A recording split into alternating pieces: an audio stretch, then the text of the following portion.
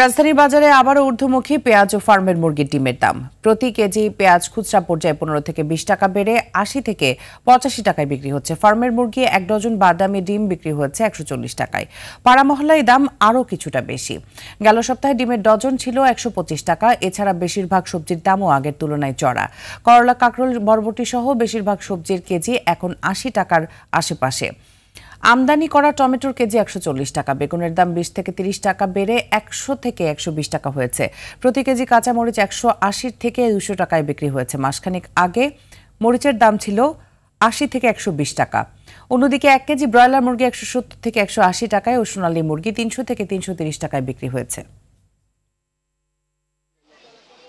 পাবনারটা আপনার 80 টাকা কেজি আর ফরিদপুরটা 70 টাকা কেজি। গেল সপ্তাহে ছিল পাবনারটা 70, এই সপ্তাহে পাবনারটা 80।